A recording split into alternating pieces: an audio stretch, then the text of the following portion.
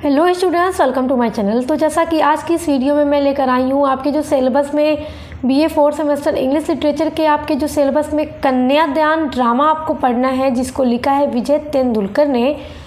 तो आज इस वीडियो में मैं इम्पॉर्टेंट पॉइंट बताने वाली हूँ इस ड्रामा का।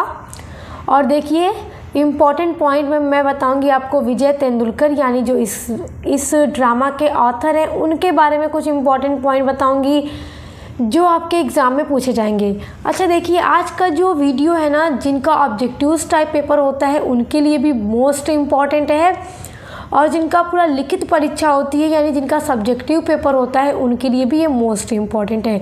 क्योंकि आज के वीडियो में जितने भी चीज़ें मैं बताने वाली हूँ वो ऑब्जेक्टिव्स में भी पूछी जाएंगी, और जिनका लिखित परीक्षा होगी तो लॉन्ग या फिर शॉर्ट आंसर पूछा जाएगा। तो ये वीडियो देखने के बाद उनके सारे जो लॉन्ग आंसर टाइप क्वेश्चन होंगे या शॉर्ट आंसर टाइप क्वेश्चन होंगे सब पूरा अच्छे से समझ में आ जाएगा कि किस तरह से आपको अपने क्वेश्चन का आंसर एग्ज़ाम में लिखना है।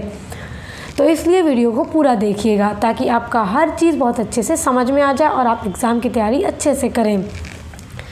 देखिए स्टूडेंट्स, कन्यादान जो ड्रामा है वो मैं आपको पढ़ा चुकी हूँ इसके पहले वाली वीडियो में सब कुछ बहुत अच्छे से।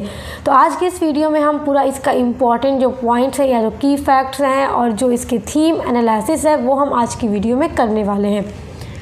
तो चलिए शुरू करते हैं। देखिए, सबसे पहले हम जानेंगे अबाउट द ऑथर, क्योंकि ऑथर से जुड़े प्रश्न भी एग्ज़ाम में ज़रूर पूछे जाते हैं, चाहे MCQ हो या फिर आपका सब्जेक्टिव हो। तो देखिए, इसके ऑथर का नाम है Vijay Tendulkar. He playwright of the 20th century. देखिए, ये 20वीं शताब्दी के राइटर थे, particularly in the Marathi language. और विजय तेंदुलकर जो लिखते थे वो मराठी भाषा में लिखा करते थे, और ये जो प्ले है कन्यादान ये भी मराठी भाषा में ही लिखा गया है। बाद में इसको इंग्लिश में ट्रांसलेट किया गया है। तो सबसे पहले देखिए, बर्थ जो इनका हुआ वो 6 जनवरी 1928 ईस्वी को हुआ था इनटू ए ब्राह्मण family in Mumbai Maharashtra. Mumbai presidency में महाराष्ट्र में इनका जन्म एक ब्राह्मण फैमिली में 6 जनवरी 1928 ईस्वी में हुआ था। देखिए, ये पॉइंट बहुत इंपॉर्टेंट है। ही लेफ्ट स्कूल इन 14। देखिए, जब ये 14 साल के थे तब इन्होंने अपने स्कूल की पढ़ाई छोड़ दी, because he was involve Gandhi's anti British quit India movement.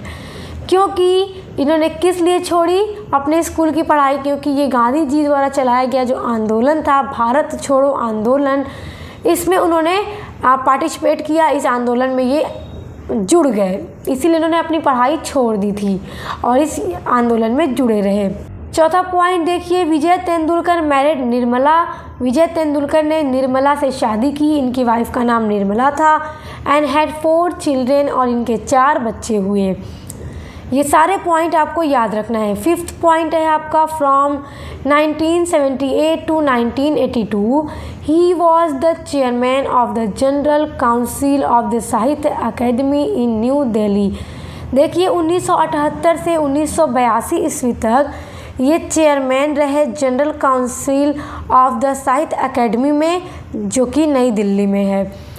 अब देखिए, इनके फेमस वर्क्स हैं कन्यादान, ये जो कि बहुत ज़्यादा फेमस ड्रामा है इनका।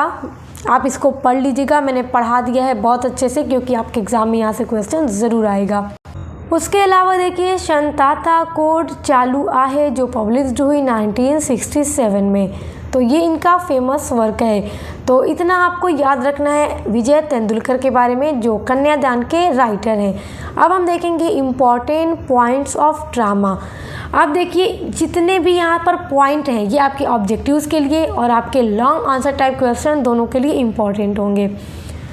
देखिए, सबसे पहली बात कि Kanyadaan was originally written in Marathi by Vijay Tendulkar in 1983।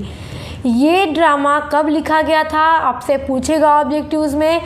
और देखिए, जब आपसे पूछ देगा ना इस ड्रामा के बारे में, आपसे पूरा पूछ दे, इसकी समरी एक्सप्लेन करो या कुछ भी आपसे इस ड्रामा के बारे में पूछ दे, तो आपको शुरुआत ऐसे ही करनी होगी, इसलिए ये सारी चीज़ें आप याद रखिएगा। और इसके अलावा मैं एक और वीडियो अपलोड करूँगी जिसमें मैं थीम एनालिसिस के बारे में पूरा डिटेल में क्वेश्चन के साथ उसका आंसर अपलोड कर दूँगी, ताकि लॉन्ग में किस तरह पूछे तो आपको लिखना है। और समरी की पूरी डिटेल क्वेश्चन विद आंसर की वीडियो भी मैं अपलोड कर दूँगी। तो ये याद रखिएगा कि ये जो ड्रामा है मराठी भाषा में लिखा गया था, जो इसकी ओरिजिनल लैंग्वेज है वो मराठी है और 1983 ईस्वी में लिखी गई थी। सेकेंड इम्पोर्टेंट पॉइंट है, it was translated into English by Gauri Ramnarayan. और कन्यादान ड्रामा को इंग्लिश में ट्रांसलेट किया था गौरी रामनारायण ने। याद रखिएगा, ये आपके MCQ में ज़रूर पूछेगा। थर्ड इम्पॉर्टेंट पॉइंट है, इट वॉज पब्लिश्ड इन 1983। ये 1983 में लिखा गया और उसी ईयर ये पब्लिश्ड भी हुआ था। देखिए अब नेक्स्ट इम्पॉर्टेंट पॉइंट है, conflicts between upper class and Dalit. अच्छा देखिए, जब ये ड्रामा मैं आपको पढ़ा रही थी तो मैंने आपको बताया था कि इसमें जो थीम है वो क्या है। थीम आपको ऑलरेडी पता है क्या है, कॉन्फ्लिक्ट्स दिखाया गया है अपर क्लास एंड लोअर क्लास, यानी कि दलित जो जाति है उसके बीच में। क्योंकि देखिए हमने ये बात सुनी है कि यदि भारतीय समाज से उच्च जाति और निम्न जाति के मध्य में जाति पाति ये भेदभाव को ख़त्म करना है, तो उच्च जाति और निम्न जाति के लोगों का आपस में विवाह करा दो। जब वैवाहिक संबंध स्थापित होंगे तो उच्च नीच की भावना, भेदभाव, जाति पाति ये सब भारतीय समाज से हमेशा के लिए समाप्त हो जाएगा। तो बस विजय तेंदुलकर का ये ड्रामा जो है इसी बात पर पूरी तरह से आधारित है। क्योंकि इसमें जो लड़की है ज्योति, जिसके पिता जिसका नाम है मिस्टर नाद, उन्होंने अपनी बेटी की शादी कराई एक लोअर क्लास लड़के से जो कि दलित जाति का है, निम्न जाति का है, और लड़की जो है ज्योति वो उच्च जाति की है। और उसके पिता जो है वो आइडियलिस्ट हैं, यानी कि वो मतलब इस तरह के इंसान है कि वो ये चाहते हैं कि भारतीय समाज से हमेशा के लिए जाति पाति को समाप्त कर दिया जाए। इसलिए जब उनकी बेटी ज्योति एक दलित लड़के से प्यार करने लगती है तो वो उसको पूरा सपोर्ट करते हैं कि तुम मुझसे शादी करो, मैं तुम्हारे साथ हूँ। जबकि ज्योति की माँ सेवा जिसका नाम है और ज्योति का भाई जिसका नाम जयप्रकाश है, वो दोनों ज्योति के साथ नहीं थे, यानी कि वो इस शादी का विरोध कर रहे थे क्योंकि उन्हें ये शादी कहीं ना कहीं सही नहीं लग रही थी। लेकिन मिस्टर नाथ को ये बात बहुत पसंद थी क्योंकि वो चाहते थे कि वो जो कास्ट सिस्टम है उसको हमेशा के लिए रिमूव कर दें।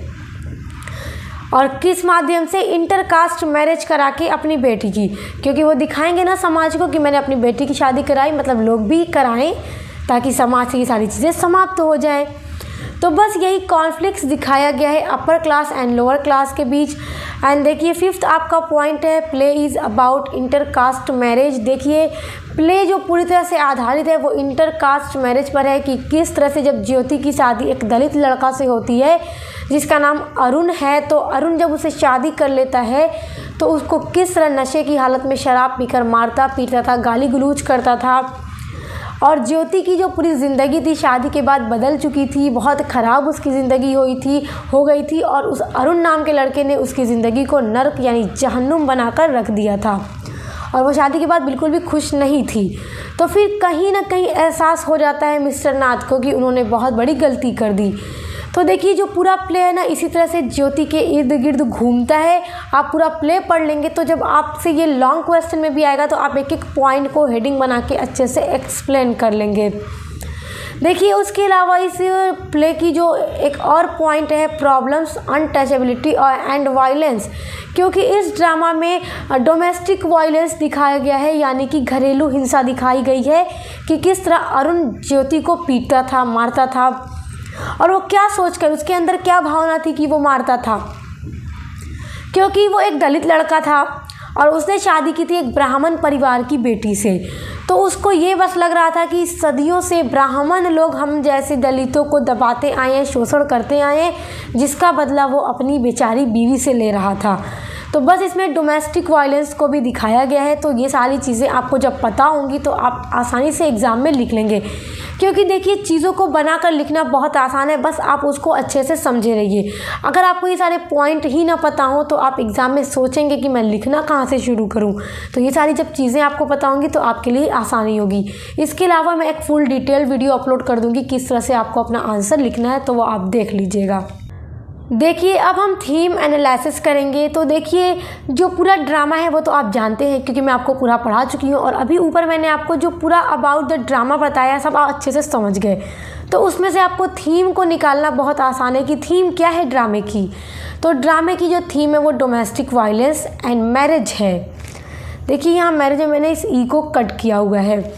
डोमेस्टिक वायलेंस है क्योंकि अरुण अपनी ही पत्नी को अपने बंद घर के बंद दरवाजे के अंदर मारता पीटता था, और उसने जो किताब लिखी थी अपनी ऑटोबायोग्राफी, उसमें उसने ये लिखा था, अरुण ने ये लिखा था कि किस तरह दलितों को मारा गया, मतलब दलितों पर शोषण किया जाता था ब्राह्मणों के द्वारा।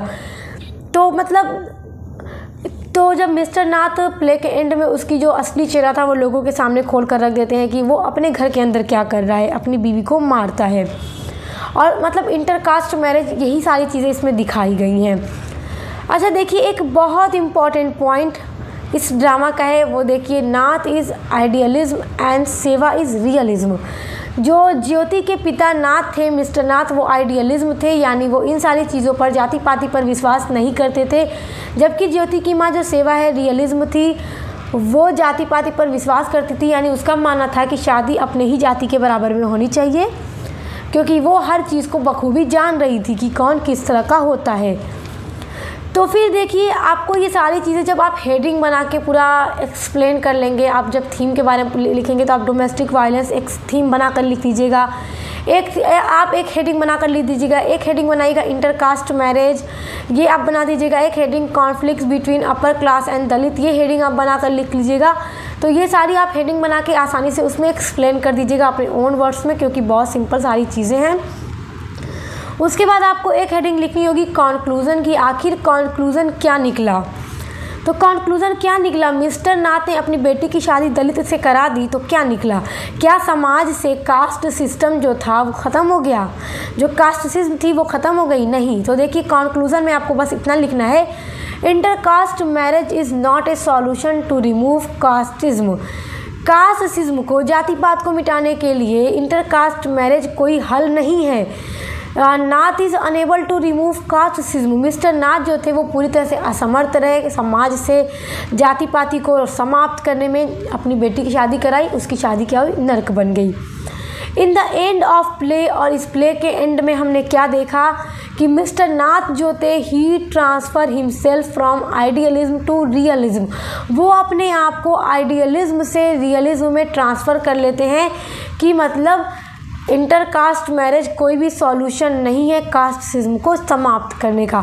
तो बस अबाउट द ड्रामा आपको ये सारे पॉइंट याद रखने हैं, ये सारे मोस्ट इंपॉर्टेंट पॉइंट हैं, इनको आप याद रखे रहेंगे तो आपका लॉन्ग आंसर भी हो जाएगा, शॉर्ट आंसर भी होगा, और ऑब्जेक्टिव्स टाइप जिनका एग्ज़ाम होता है उनके लिए भी हेल्पफुल होगा।